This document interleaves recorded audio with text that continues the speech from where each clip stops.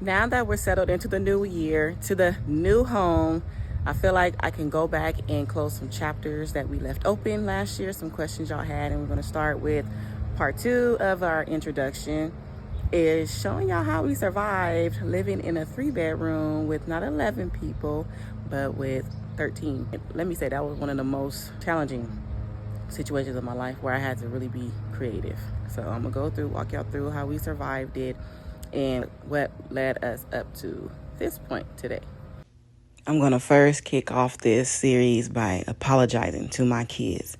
Y'all didn't deserve to be displaced this way, and it was our incompetence that caused this to happen. I want to thank you for your attitude during this time, because this challenging period could have been worse if you chose not to extend forgiveness and understanding and love towards us after this loss. You are so much stronger than what I gave you credit for, and I'm in awe every time I watch these videos of how we navigated this challenging time. So when we were in the hotel, we received an email that we got approved for a place. This was a 3-bedroom place. Also at this time, we were a family of 13 because my son Anthony and his baby mama and his child was staying with us in a 6-bedroom for a little bit until they found their own place. But they didn't find one quick enough to move before we moved into this place. So in this bedroom you see here, we put 4 of our sons in this bedroom. We got 2 sets of bunk beds, and they struggled in this room because 3 of them are fairly OCD and they need their stuff to be a certain way. And then you have my second oldest, who is a free spirit and just give me a place to lay my head, not too concerned about where he put his things. So this was them trying to navigate the mess. And at the time, I wasn't buying much of anything because when we moved into this place, I already made up in my mind that we're not going to be here for long. Like, the weather stripping wasn't there. There were bugs coming in and out of the house. The cold, the draft, the mildew started becoming like a fairly large amount of mildew accumulating in the house.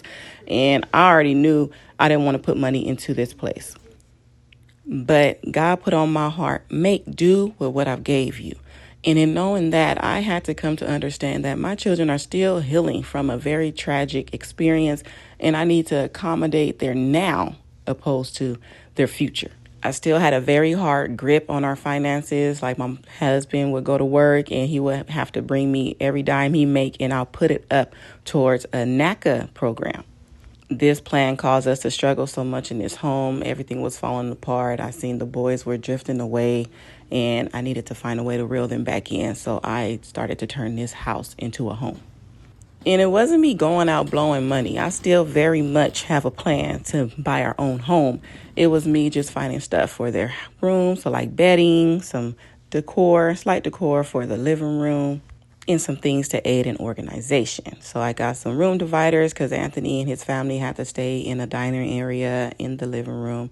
And then Kel wouldn't sleep per se in his room. He would crash at friends' houses or on the living room floor because it was just so crammed in the space they were in.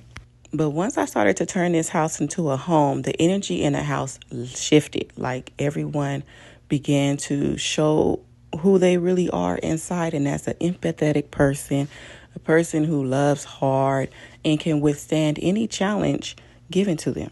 In this clip, I'm hanging up some temporary shades that I got from Walmart. It's just like a little strip that you stick on. I did not want to drill no holes into these walls because we're not going to be here long. It's too small. The living room was already small, so I wanted to remove the entertainment center, toss it out, and then I found some no-stuff TV mounts that we put on the walls to hang our TVs up.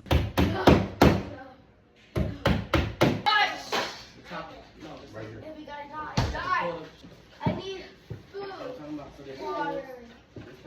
Well, it's not on there all the way.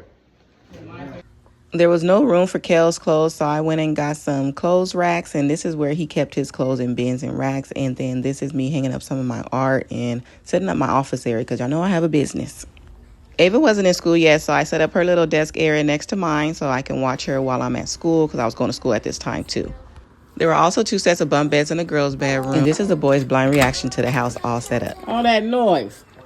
I smelled that food through the door. Mm-hmm. Hey, I got the living room looking nice. Thank you. See? This was also a huge turning point for our family.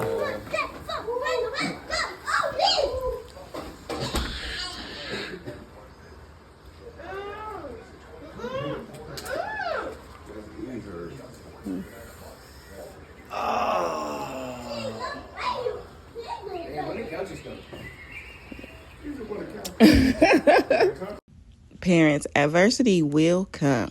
Sometimes we can't even control what the outcome is, but what we can control is how we navigate the situation, how our kids show up, depending on how we show up. I chose to show up positively despite our circumstances, and that in return gave me some positive kids. Be patient with your children if they show resistance. You just gotta understand that this is not their normal. Sometimes we spoil our kids and give them the best of the best to when we're stripped of it. We have to relearn self and see who we are without the things that brought us validation and comfort. What is it? The living room better. It's your favorite fruit. Favorite food. And you ate it at the doctor's. And they circle. It's a circle fruit. Stop.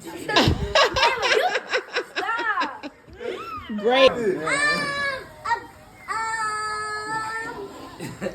How about a dolphin? No. The dolphin. Hey, but look. Have big teeth. Finish the song. Finish the song. Baby. Finish the song, baby. Baby.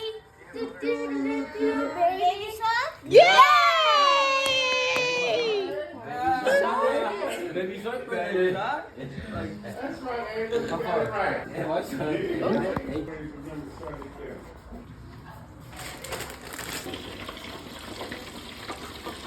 More potato? See, she only wanted it. Shortly after this setup, Anthony's baby mama and my grandbaby moved back home to Florida, and Markel moved out.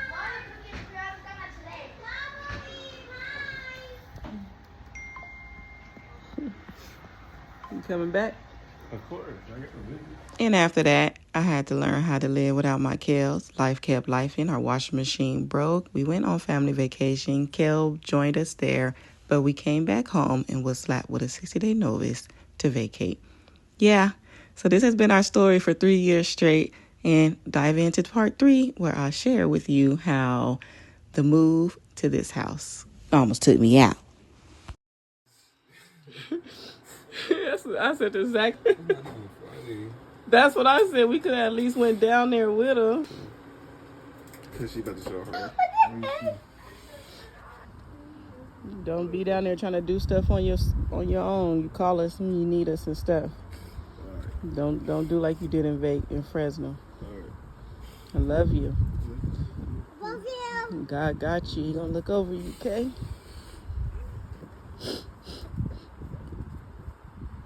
My baby leaving, y'all.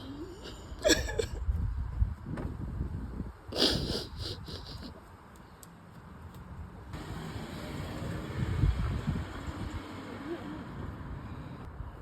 at the car far away we go.